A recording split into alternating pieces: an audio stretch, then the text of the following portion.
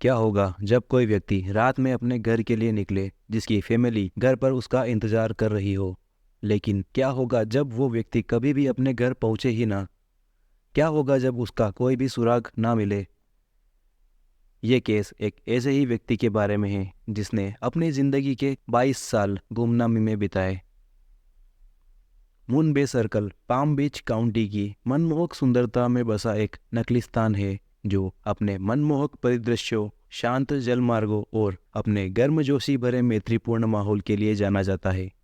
जबकि प्रकृति प्रेमी पास के ग्रासी वाटर्स में आनंद लेते हैं जो वन्य जीवों की समृद्ध विविधता के लिए एक विशाल वेटलैंड घर को संरक्षित करता है। लेकिन ये सब वन्य जीवों के बारे में नहीं है। वेलिंगटन बुटीक खरीदारी के अनुभवों को प्रदर्शित करता है और यहाँ खाने पीने के अनगिनत लुभावने विकल्प भी हैं। लेकिन इस आकर्षण और शांति के नीचे मून बेस सर्कल की एक भयानक कहानी छिपी है।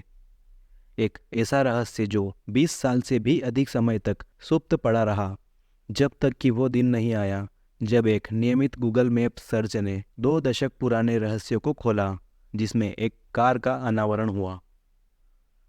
एक शांतिपूर्ण पड़ोस के तालाब के नीचे अनजाने में लेकिन चौंकाने वाली एक खोज ने वास्तविकता की रेखाओं को धुंधला करने वाली एक सम्मोहक कहानी को उजागर किया।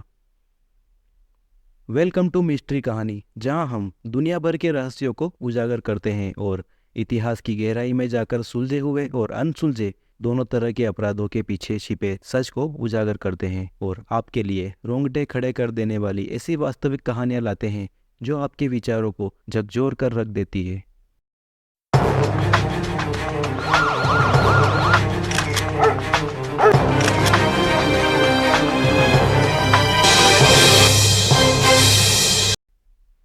आज के इस वीडियो में हम एक सामुदायिक तालाब की धुंधली गहराइयों से एक शांत उपनगरीय सड़क तक गोता लगाएंगे।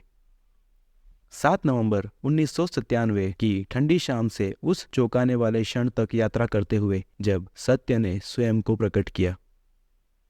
ये विलियम मोल्ड्स नामक एक व्यक्ति की कहानी है जो समय के साथ खो गया और डिजिटल युग में खोजा गया। ये एक ऐसी कहानी है जो स्थान और समय से परे है। ये नाम गुमनामी में लगभग गायब हो गया था, फिर भी अतीत की खामोश फुसफुसाहट के माध्यम से ये फिर से उभरने में कामयाब रहा। मिले परिवहन विभाग के एक पाम बीच काउंटी स्कूल डिस्ट्रिक्ट के समर्पित कार्यकर्ता जेरी नाइमैन से। नाइमैन ने आंतरिक रूप से विकसित मालिकाना रूटीन सिस्टम के साथ इस जटिल चक्रव्यूह को पार किया और ये उसके संचालन के लिए महत्वपूर्ण है। वो बस स्टॉप और जिले की बसों की स्थिति का वास्तविक समय विवरण इस हाईटेक प्रणाली से प्राप्त कर लेता था। नाइमैन, जो स्कूल के भीतर अपनी भूमिका के लिए समर्पित थे, अक्सर गूगल मैप्स और स्ट्रीट व्यू का उपयोग छोटे बच्चों के लिए उनके बस स्टॉप तक सबसे सुरक्षित और सबसे सुविधाजनक मार्ग का पता लगाने के लिए किया करते थे। लेकिन 28 अगस्त 2019 के दुर्भाग्यपूर्ण दिन जेरी के इंतजार में एक आश्चर्य छिपा हुआ था। एक सामान्य सी दिखने वाली दोपहर में एक अप्रत्याशित मोड़ आया जब जेरी को एक आश्चर्यजनक ईमेल प्राप्त हुआ जिसमें पोलो पार्क नामक मिडिल स्कूल से उसके बस मार्ग में परिवर्तन के बारे में जानकारी थी। ये एक ऐसा नाम था जो उसने पहले भी कहीं सुना था, जिसके बाद जेरी को अपनी एक्स गर्लफ्रेंड एरिका की याद आई, जिसने पहले इस स्कूल के बारे में बात की थी जहां उसके बच्चे पढ़ते थे। एरिका वेलिंगटन फ्लोरिडा के सुरम्य सेलो हाउसिंग डेवलपमेंट में रह रही थी। इस अचानक संयोग ने जेरी की रुचि जगा दी, इसलिए उसने पोलो पार्क मिडिल स्कूल के स्थानीय मैपिंग के लिए गूगल मैप्स के सौजन्य से एक डिजिटल यात्रा करने का फैसला किया। जेरी ने गूगल मैप्स पर स्कूल से एरिका के घर तक के मार्ग पर जाने का फैसला किया, लेकिन जब उसने गूगल मैप्स में एरिका के घर को सर्च किया तो उसकी नज़र एरिका के घर के पीछे वाले तालाब पर पड़ी। उस मानव निर्मित तालाब की सतह पर उसे कुछ अजीब सा दिखाई दे रहा था। वो एक ऐसी वस्तु थी जो पानी के नीचे डूबी हुई एक कार की तरह लग रही थी। शुरू में उसने इसे अनदेखा कर दिया, लेकिन बाद में जेरी ने इस छवि पर दोबारा गौर किया और इसकी तुलना पास में खड़ी अन्य कारों से की, क्योंकि ये चीज़ पानी के नीचे डूबी हुई एक कार की तरह लग रही थी। उसने उत्साहित होकर एरिका को एक मैसेज भेजा जिसमें उसने मजाक में पूछा कि क्या वो अपने घर के पीछे कारों को छुपा रही है।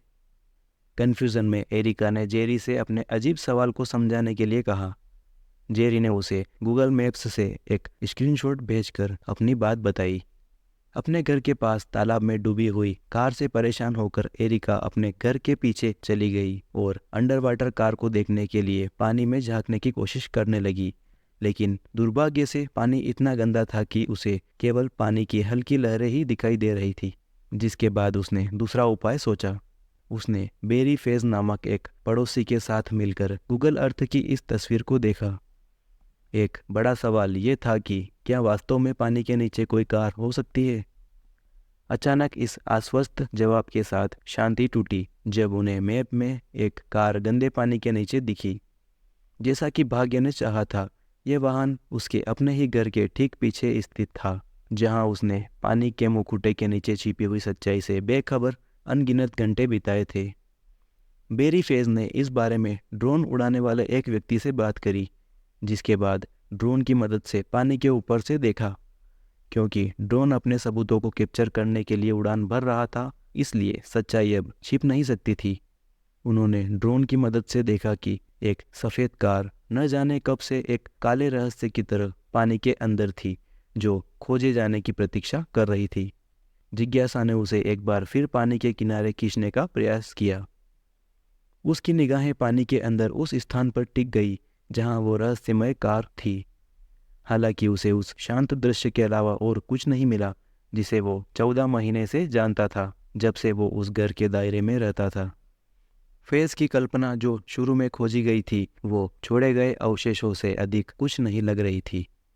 हालांकि एक दुखद वास्तविकता को उजागर करने वाली सभी उम्मीदों को वो कैसे खारिज कर देता। गोताखोरों को पानी में डूबने और उस कार को बाहर खींचने के लिए बुलाया गया, ये प्रमाणित करने के लिए कि क्या कोई वाहन वास्तव में उस पानी के अंदर मौजूद है। एक बार जब उन्होंने पानी के नीचे कार के अस्तित्व को मान्य कर लिया, तो ये एक विशेष टीम के आने का इंतजार करने का मामला बन गया। वो तालाब छोटे आकार का था, जो दो घरों के बीच अपनी गहराई के रहस्यों को छुपाता था। उस तालाब के एक तरफ किनारा और दूसरी तरफ एक गार्ड रेलिंग बनी थी। पानी से भरे वाहन को आखिरकार उस तालाब की गहराई से बाहर निकाला गया। एक भूतिया रहस्य जो कई दशकों तक छिपा हुआ था। समय के साथ खोया हुआ जीवन अब सबके सामने था। इसकी जलीय कब्र से पता चलता है कि इसके लंबे समय से डूबे होने के निशान हैं। भारी कैल्सिफिकेशन से युक्त इसकी जलमग्नता, सतह के नीचे इसके वर्षों से डूबे होने के सबूत हैं। उस कार में मौजूद कंकाल के अवशेष 10 सितंबर 2019 तक एक रहस्य बने रहे। इस खोज के मद्देनज़र चिकित्सा परीक्षक के कार्यालय ने सावधानीपूर्वक काम किया और लगभग 2 सप्ताह का समय बीतने के बाद आखिरकार इसकी पुष्टि हुई। ये 40 साल के एक व्यक्ति का कंकाल था, जिसका नाम विलियम अर्ल मोल्ट था, जो एक प्रॉपर्टी ब्रोकर था।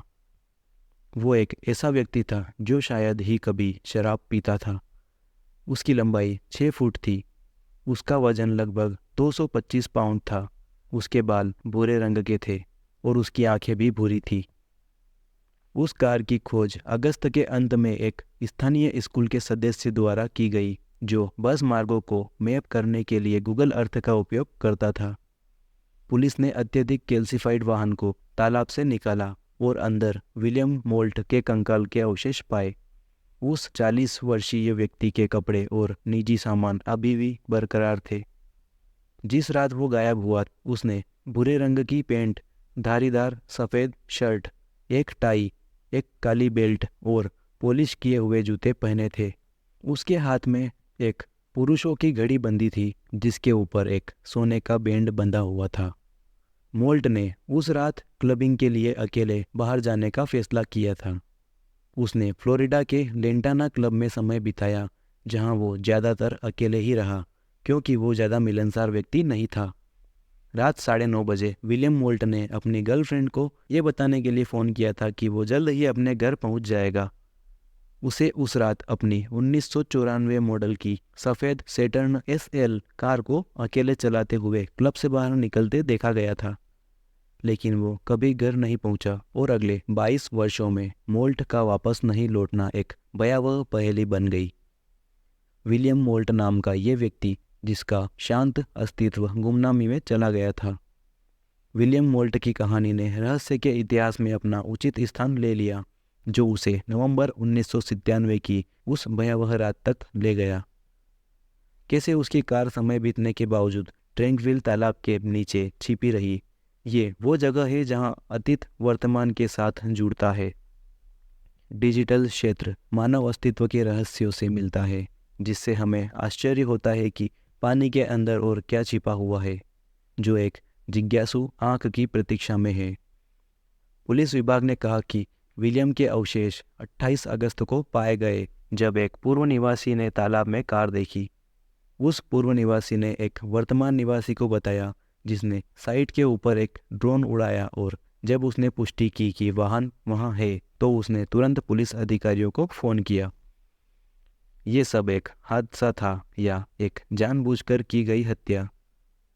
हालांकि इस केस को लेकर पुलिस की जांच अभी भी जारी है और हमें उम्मीद है कि जल्द ही पुलिस इस मामले को सुलझा लेगी।